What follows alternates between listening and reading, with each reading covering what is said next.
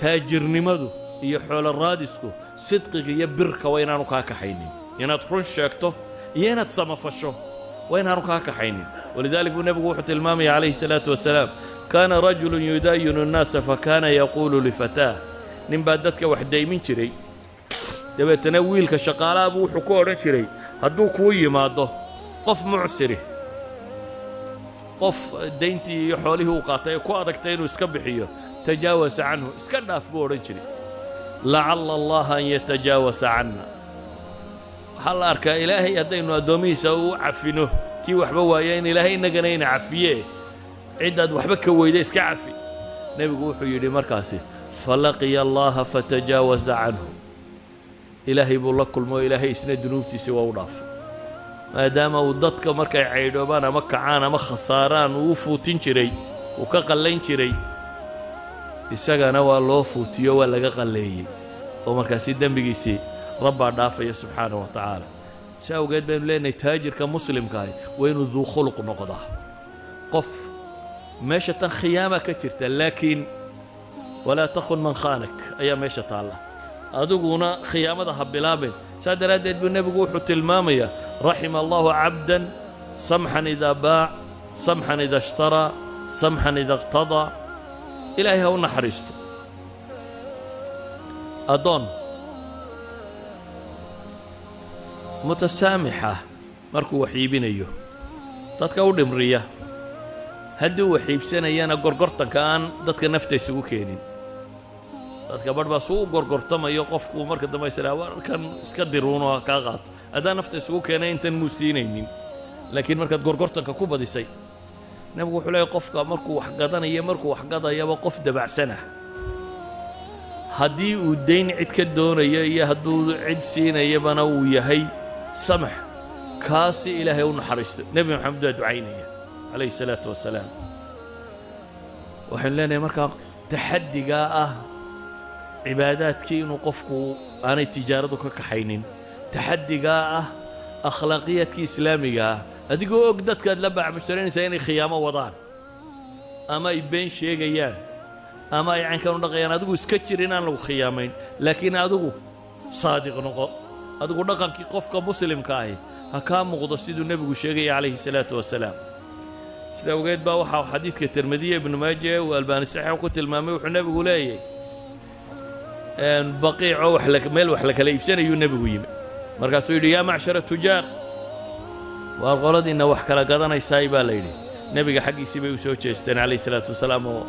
rafacuu acnaaqahum wa absaarahum ilayh dhankiisaa la soo wada jalleecay markaasuu yidhi ina tujaara yubcahuuna yowma alqiyaamati fujaara ilaa man ittaqa allaha wabara wasadaq tujaarta baac mushtarka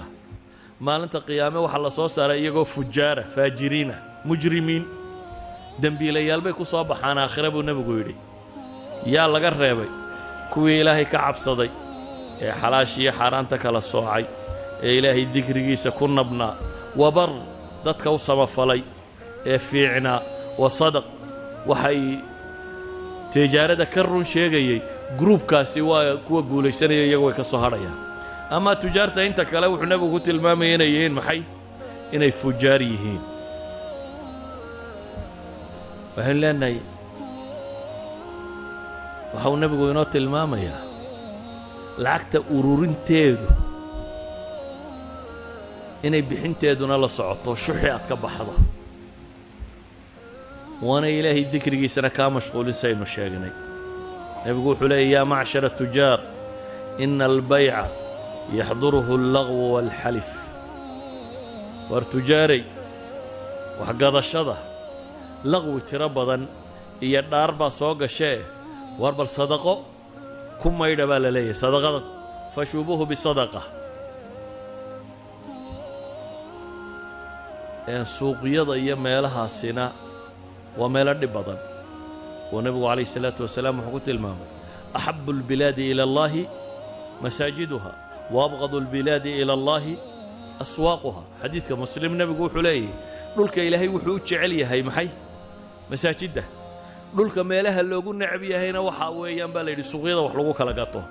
waayo wallo beena iyo dhaar iyo khiyaamo iyo ammaano darro iyo waxaasoo dhammi waxay yaalliin maxay suuqyadaasi sidaa awgeed ayuu nebigu calayhi salaatu wasalaam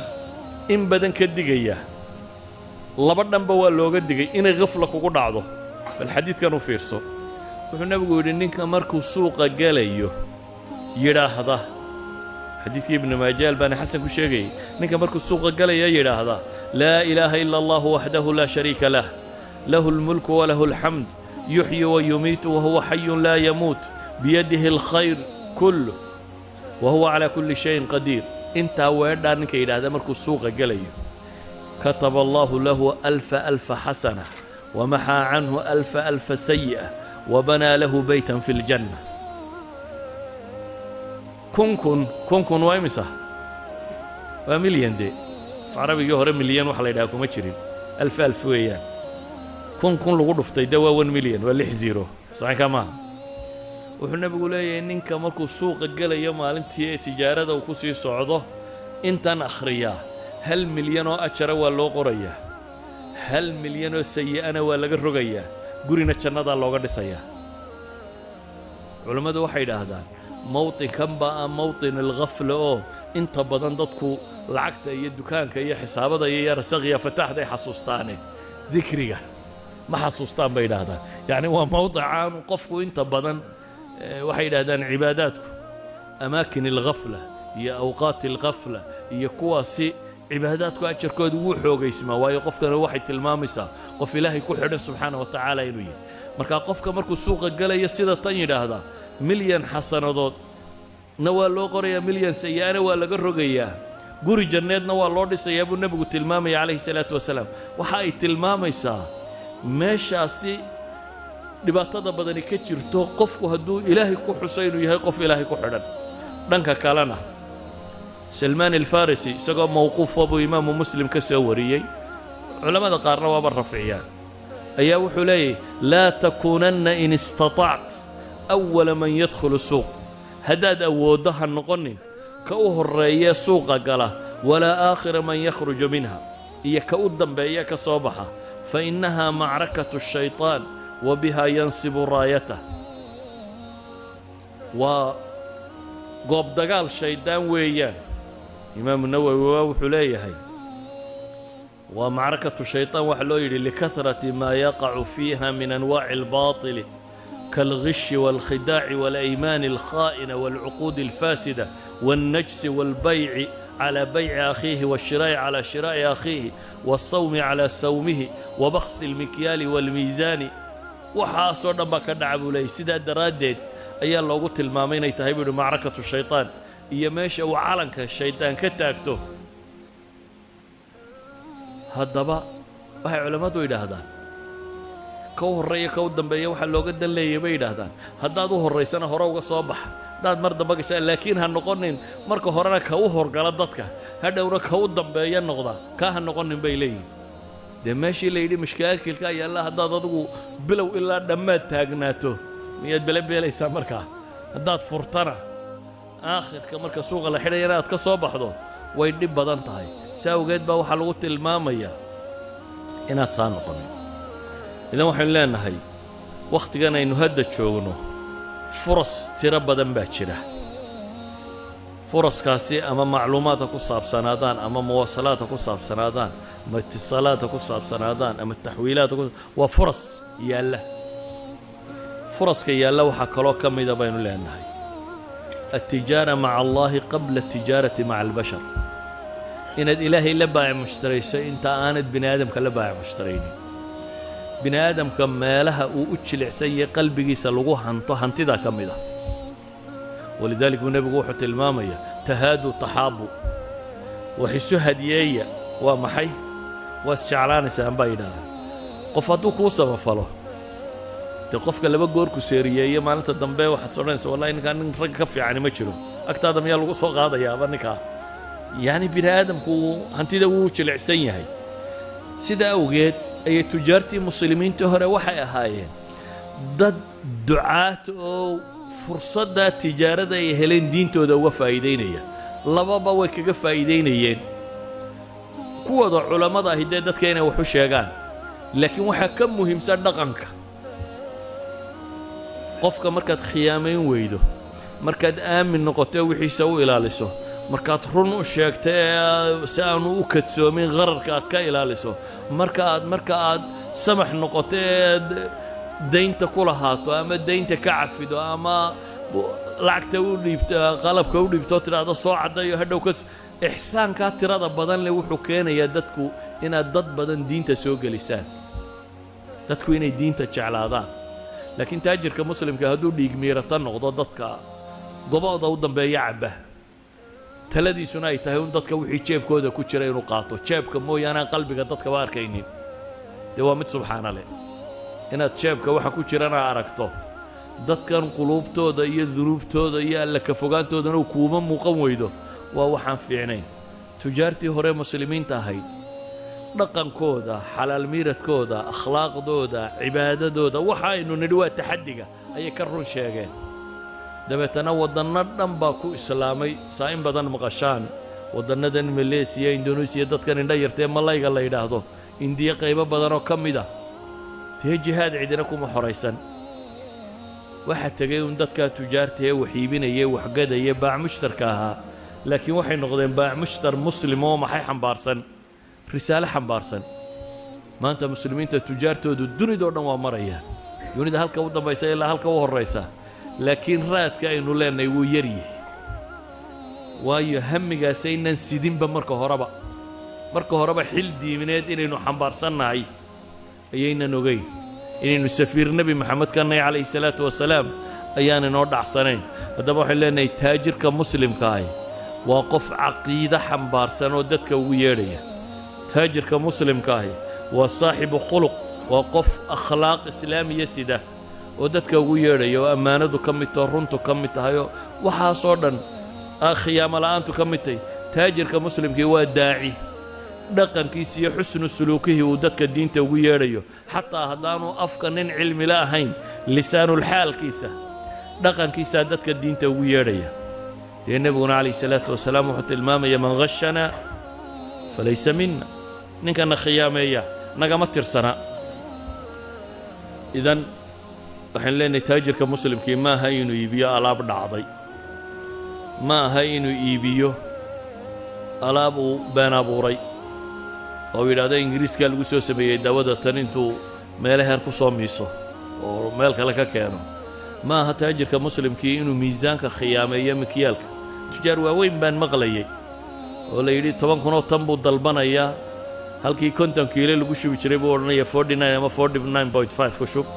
dee malaayiin min alkiilooyaad baa uga soo baxaya ilaan waxaan u gadaya wax tiro badan dadkuna jawaanka intay qaadaan saari maayaan miisaanku eegi maayaan inuu 50 kiilo iyo ama 25 kiilo inuu yahay haddii jawaan walba waxoogaa laga tuuro ama kuwan dawada keena haddaad dawadii 10 garaam la rabay inay ku jirtaba aad 5 garaam ku gurto 5 ka tuurto dushana 10 kaga soo qorto inay 10 garaam oo antibiyootiga noocaasi uu ku jiro waxaasoo dhammi waa talaacub walaa tabkhasu nnaasa ashyaahum tibay soo hoosgelayaan awfu lkayla walmiisaanki weylun lilmutafifiin kaad hoosgelaysaa kuwii ilaahay lahaa weylun lilmutafifiin aladiina ida ktaaluu cala annaasi yastawfuun waida kaaluuhum aw wasanuuhum yukhsiruun alaa yadunnu ulaa'ika annahum mabcuuhuuna liyowmin cadiim yowma yaquumu annaasu lirabbi alcaalamiin hog wuxuu sugnaaday baa ilahay yidhi kuwa wax khafiifiya miyaanay kuwaasi u malaynayn baa ilaahay leeyay maalin weyn inay rabbigood is hortaagi doonaan ama badaaca radii'ah badaaca liidata inaad ku iibiso calaama tijaariya kaloo aanay lahayn oo dadku wax ku iibsado jayida ama mawaadda bini aadamka caafimaadkooda waxyeelaysa ama dhibta u geysanaysa inaad iibiso ama waxyaabo najaasaad iyo qurun lagu soo daray inaad iibiso waxaasoo dhammi waa anwaac qish ka mida waxaasoo dhan ma soo koobi karno laakiin waxaynu leenahay qofka muslimka ahi waa qof makaarimul akhlaaq dhammaanteed leh oo qofka naadimka ah qofka tijaarada ka xumaato hadduu yidhaha kontaraaga iga jebi ka jebin kara hadduu u baahan yahay kaalmayn kara walaalkiisa kale taajirka aan kicinaynin ama xaasidaynin inta badan tijaaradu waa xasad midhan oo dadka tujaarta alla isma tuso badeeca ku eriya kan ku eriya waxaasina diin maaha dadka muslimiinta inay isu duceeyaan oo wada wanaagsanaadaan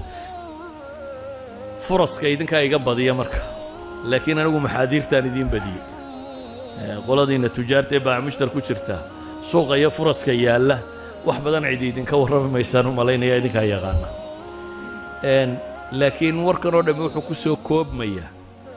haddaad laba hal isla hesho wax waad saxan kartaa haddaad aqoon waa wax yar aqoonta koors yaroo 3 cashaad qaadatabaad inta aad u baahantahay hore kaga dhammaanaysa wixii ka dambeeyana nin caalim oo muslim oo madiya weydiinaysa tujaartoo dhammi soo looyar ma leh taajiraan looyar lahayn miyaynu leenahay tujaarta waaweyn inta badan nin waliba looyar buu leeyahay kontragyada ka eega oo u saxeexa oo u diro oo waxa kanu sameeya si aan qaanuunka loogu qaldin dee faqiihna lahaw kuwa eega waxa kan inuu xalaal yahay iyo inuu xaaraan yahay sharciga gaalkaba waad u eegaysaa maxaad ka muslimka ugu eegi weydi ilaa looyarkani sharci gaaleedku ku eegaya inay waxaan waafaqsan yihiin kale ka muslimkiina wuxuu ku eegayaa ka islaamka inay waafaqsantahay